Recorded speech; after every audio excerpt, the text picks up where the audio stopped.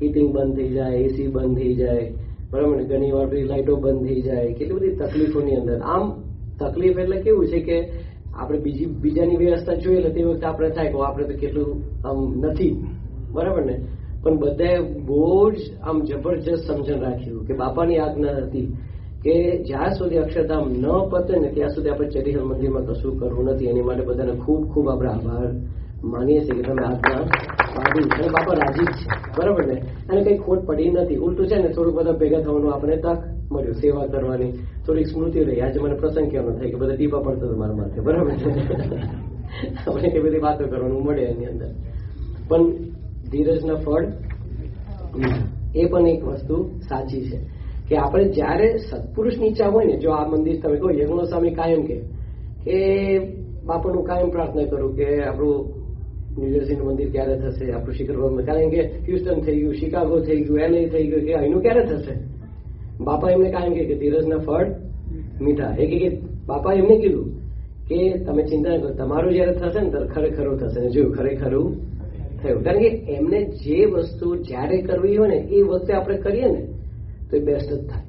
બાપાની ઈચ્છા પ્રમાણે કરીએ ત્યારે એવું જ હોય. પછી આપણે પરાને બધું કરવા જઈએ ને એમાં કઈ બરકત આવે નહીં. એટલે સ્વામી બાપાએ ખૂબ કૃપા કરી એને આખું સરસ મજાનું આખું મંદિર, એને આખું દ્રશ્ય ને બધું આપણે જો સ્ક્રીન પર આપણે બતાવીએ. અત્યારે હજી તો વર્ક ઇન પ્રોગ્રેસ છે. આપણે ધીરે ધીરે આ આખું આપણે જોઈશું કે આપણું સુંદર શિખરબદ્ધ મંદિર જેવું આખું લાગે. અને બાજુમાં આ બધી જેવી વ્યવસ્થા છે. નેક્સ્ટ સ્લાઇડ પર તમે જાઓ. બરાબર. પછી નેક્સ્ટ બસ. અને અહીંયા આપણે તમે જોશો કે આપણું જે મંદિર જે છે ને અત્યારે આપણે જે એન્ટ્રી જે છે ને એની આજુબાજુ આખું બિલ્ડિંગ બહાર કાઢીને આખું મંદિર જેવું આખો આકાર ત્યાં બનશે.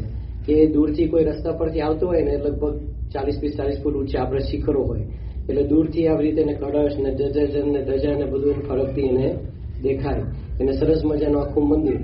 પછી જમણી બાજુ જે અત્યારે આપણું વેડિંગ હોલ ને બધું જે છે ને એને આપણે હાઈટ પર લેવાના છે. અત્યારે હાઈટ આપણી બહુ નીચી છે સભા મંડપ માટે કે જીમ માટે. તો એ આખું બિલ્ડિંગ છે ને ઉતારી દઈશું, એ આખું ડેમોલિશન કરી નાખીશું અને ત્યાં સુંદર આખું લગભગ 35-40 ફૂટ ઊંચું નવું મકાન થશે કે જેની અંદર આપણું જીમ, સભા મંડપ, ક્લાસરૂમ, છોકરીઓનો ક્લાસરૂમ, બાલ્કની, બધી સુંદર પ્રકારની બધી વ્યવસ્થા આપણે મૂકવામાં આવશે કે આપણે બધી જ વ્યવસ્થામાં સચવાઈ જાય. અને ભારતીય શૈલી પ્રમાણે આપણે જે સ્થાપત્ય શૈલી જે છે એ પ્રમાણે આપણું મંદિર અને આ બાજુ આપણી હવેલી. અને હવેલી પણ એકદમ સુંદર. ક્યાંય આપણી સંસ્થામાં આ વખતે નારાયણ મુનિ સામે કીધું કે ક્યાંય એક જ જગ્યાએ આપણી સંસ્થામાં ના હોય એવી હવેલી આપણે કરવી છે. અને એ શરૂઆતમાં પ્લાન ને બધું કરતા હતા. મેં કીધું ચેરી હિલ બળ્યું છે, તમે જે ધારો કરી નાખશે, તમે ચિંતા ના કરશો. તમારા મનમાં હોય તો સારું જ કરશો. આપણે જ્યાં ક્યાંય ના થયું હોય ને એવું તમારે અહીંયા કરવાનું છે જેથી કરીને આપણે સારામાં સારું થાય. અને એવું આપણે દેખાય છે કે એકદમ સુંદર પ્રકારનું આખું આપણું દ્રશ્ય અહીંયા દેખાય છે. અને નેક્સ્ટ પેજ પર તમે જશો તેની અંદર આખું થોડુંક લેઆઉટ છે. નેક્સ્ટ એટલે બીજું નેક્સ્ટ એટલે ડાબી બાજુ જે છે ને જે આપણું એક્ઝિસ્ટિંગ આ જે મકાન જે છે એ અંદરથી આખું ખાલી કરી દેવું, આખું ડિમોલિશ અંદરથી આખું થઈ જશે. અને અંદર આવતા ત્યાં આપણે આખું ફોયર થશે. ડાબી બાજુ આખું ઠાકોરજીનો ખંડ જુદો થશે કે જેમાં ઠાકોરજી હોય, આપણી જે અક્ષરદેવી જે છે વર્ષોથી અને બાપાની મૂર્તિ જે છે એ પણ આપણે વર્ષોથી અહીંયા બધા દર્શન કરે છે, એ પણ એને જેવું જ કંઈક ખંડ આપણે કરવાનું થશે. સાથે સાથે જમણી બાજુ બૂટ ચંપલની વ્યવસ્થા, બાથરૂમની વ્યવસ્થા થશે. શાયોના આગળ જશો એક ડાઇનિંગ હોલ જુદો. પછી ડાબી બાજુ બ્લુ કલરની અંદર પૂજારીનો આશ્રમ આવે. પાછલા ભાગની અંદર આપણે સંતોની વ્યવસ્થા બધી થશે. આપણે જમણી બાજુ જઈએ તો આખું જમણી બાજુનું જે બિલ્ડિંગ જે છે ને એની અંદર આપણી મુખ્ય બધી વ્યવસ્થા. એમાં સરસ મજાનું સભા મંડપ છે. અને સભા મંડપ એટલે કેવો કે સભા મંડપ નીચે તો ખરો પણ સાથે સાથે છે ને આપણે ઉપર ભાગની અંદર આખું બાલ્કની સીટિંગ કર્યું છે કે જેની અંદર કાચથી આખું બાલ્કની હોય અને પછી જયારે બંધ કરતો તો આખું આવી રીતે થિયેટર ઉપર ઊભું થઈ જાય. અને જયારે તમે પડદા ખોલ નાખો તો નીચે સભા મંડપ આખું તમને જઈ શકાય. એટલે પહેલી વાર આપણે કોઈ મંદિરમાં આવું કર્યું નથી કે આખો પ્રયોગ આપણે અહીંયા કરીએ છીએ. અને ત્યાં જિમ્નેશિયમ છે, છોકરીઓના 6-7 ક્લાસરૂમો, છોકરાઓના નવા 6-7 ક્લાસરૂમો, સ્ટોરેજ, બધી જ વ્યવસ્થા કે જેથી કરીને આપણે સારામાં સારી સત્સંગ પ્રવૃત્તિ થાય. એ બધી વ્યવસ્થા આપણા મંદિરની અંદર મૂકવામાં આવી છે. અત્યારે તો આપણા આર્કિટેક્ટ છે કુંભાભાઈ, આપણા હરિભક્ત છે, લગભગ એને પણ 4-5 આપણા મંદિરોના કામ કર્યા છે અને મુખ્ય કાર્યકરોની સલાહ પ્રમાણે અત્યારે આપણે આ કર્યું છે અને સંતોને પણ ભેગા રાખીને આ બધું પ્લાનિંગ કર્યું છે. અને હવે એક પછી એક જેને આપણે જરૂર છે એ બધાની ફીડબેક લઈ અને આ બધું આગળ વધીશું. પણ એક પણ વ્યવસ્થાની અંદર ખોટ નહીં. આમ તો કેવું છે કે ઘણી બધી વ્યવસ્થા એમાં મૂકી છે કે તમે ના વિચારી શકો એવી વ્યવસ્થા મૂકવામાં આવી છે. ભાઈઓ માટે, બહેનો માટે, બાળિકાઓ માટે, બાળકો માટે, એની બધી જ વ્યવસ્થા સારામાં સારી રીતે સચવાય. હવે તો કેવું છે કે 21મી જે કંઈક આવી રીતે સદી છે એના જમાના પ્રમાણે અમુક વ્યવસ્થા આપણે કરવી પડતી હોય છે. તો એ બધી વ્યવસ્થા એ આપણે મૂકવામાં આવી છે. અને આપણે તો આનંદ માનવો જોઈએ કે આપણું મંદિર તો સારું થાય, પણ એક વસ્તુ આપણા મનની અંદર કાયમ રાખવું જોઈએ કે આપણું મંદિર સારું થાય પણ BAPS ના બધા જ મંદિર છે ને બેસ્ટ થાય. બરાબર ને? એ બહુ જ મોટી વસ્તુ છે કે જે કંઈ આવી રીતે બાપાનું કાર્ય છે ને એ સારામાં સારું થાય એવું કાયમ આપણે રાખવું જોઈએ. આની અંદર તને મને ધને કરીને આપણે બધાને સેવા કરવાનું તો મળશે અને કરીશું પણ ખરા. અને એ સેવાની અંદર નાનું મોટું આપણે જે કંઈક આવડત છે એ પ્રમાણે કરીશું. જે કંઈક આવી રીતે જે કંઈક કોઈને આમ ઈચ્છા હોય એ પ્રમાણે વિશેષ સેવા કરી શકશે. અને એ તો આપણે અક્ષરધામ નજીક છે, આજુબાજુના મંદિરો નજીક છે, બધા છોકરાઓ ખૂબ બધી સેવા કરી છે, આવડત પણ ખૂબ વધી છે, એટલે એ પ્રમાણે બધા સેવાઓ બધી કરી શકશે.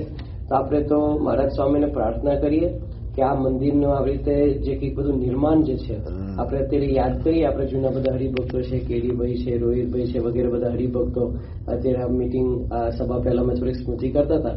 કારણ કે હવે કેટલા વર્ષ થયા? 20 કેટલા વર્ષ થયા તમારા? 22 વર્ષ થઈ ગયા, બરાબર ને? 22 વર્ષ પહેલા અને આપણે કેમ ભૂલી શકીએ? કારણ કે અહીંયા તો પોતે બરાબર ને પ્રમુખ સ્વામી મહારાજ પોતે પધરામણી કરી અને આવી રીતે જગ્યા આખી પાવન કરી, બરાબર ને? અહીંયા જ પોતે આવ્યા હતા અને વિરાજમાન થયા હતા.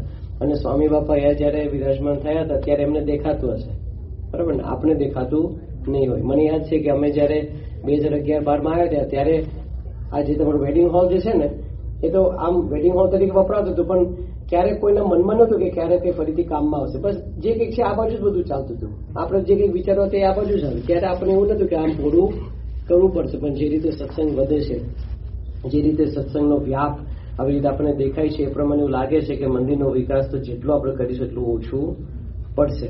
અને એમાં આપણે સારામાં સારી બધી સેવા આપણે કરી શકીએ.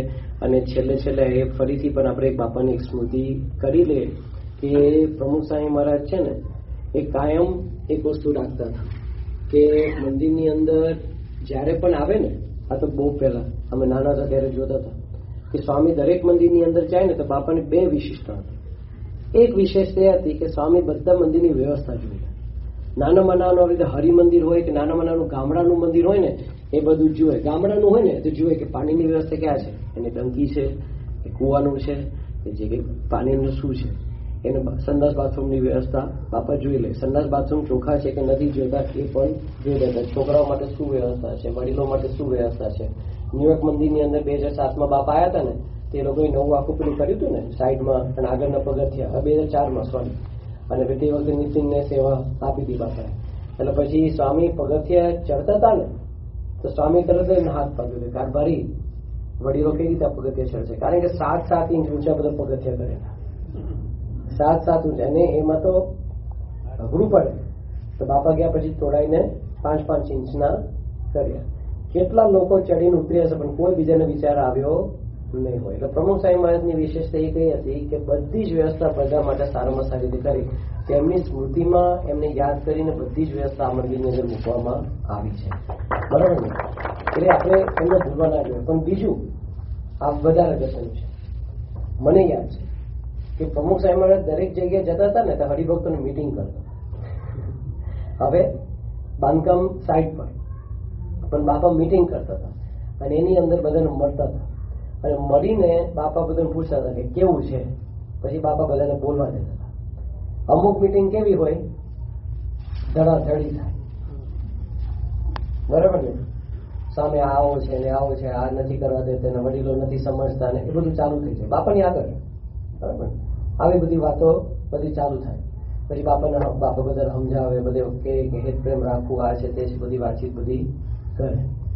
એટલે ધીરે ધીરે એમાંથી સ્વભાવ હોય એટલે ધીરે ધીરે અમુક દર્શન તો થાય ને. પણ અમુક મંદિરમાં બાપા જાય ને તો બધા બેસે ને તો આખું વાતાવરણ બદલાઈ જાય. અને એની અંદર આપણે જોયેલું છે કે હરિભક્તો બસ એકબીજાનો ગુણ જ ગાય, એકબીજાનો મહિમા કે, એકબીજાને કઈ રીતે સહકાર આપે છે એની બધી વાતો ચાલે. અને એમાં બાપા એટલો અતિશય રાજી થાય કે સ્વામી નીકળે ને મંદિરમાંથી તેમને શું થાય? હાશ થાય કે મેં જે મંદિર આપ્યું ને એ મંદિરની અંદર જે કંઈ કરવાનું છે આ લોકો કરે છે. એટલે આપણે મંદિર બહારથી ગમે તેવું શોભાવંત કરીશું, ગમે તેવું રૂપવાન કરીશું, ગમે તેવું સ્થાપત્ય મૂકીશું, આપણે તો સોનાના શિખરો કરીશું, પણ અંદર સમસુરત ભાવ, એકતા, આત્મીયતા, એકબીજા માટે પ્રેમ અને દિવ્ય ભાવ ભર્યું હશે ને તો ખરેખર આ મંદિર શોભશે. તો આપણો સત્સંગ જેમ બાબાએ કીધું કે અક્ષરધામ બહારથી બાંધ્યું, હવે આપણે અંદર અક્ષરધામ, એ અંદર મંદિર, અંદર ભગવાન અને ભગવાનનો સંત એ વિરાજમાન થાય ને એની માટે આ બધા મંદિરો આપણા કરે છે. એટલે બહારથી અંદરથી વ્યવસ્થા નાનું મોટું જે કંઈ બધું થશે ને સારું જ થશે, પણ આપણું આવી રીતે રહી જાય નહીં. એની માટે ખાસ આપણે ટાઈમ ચાલવાનું રાખવું. સુંદર મંદિર આપણું બહારથી થઈ જાય, પણ વધારે અગત્યનું કે ભગવાન આપણા હૃદયની અંદર વિરાજમાન થાય એ તક આપવા માટે આ મંદિરનું બાંધકામની સેવા આપણે આપી છે તેવું આપણે કરી શકીએ. મહારાજ સ્વામીને પ્રાર્થના.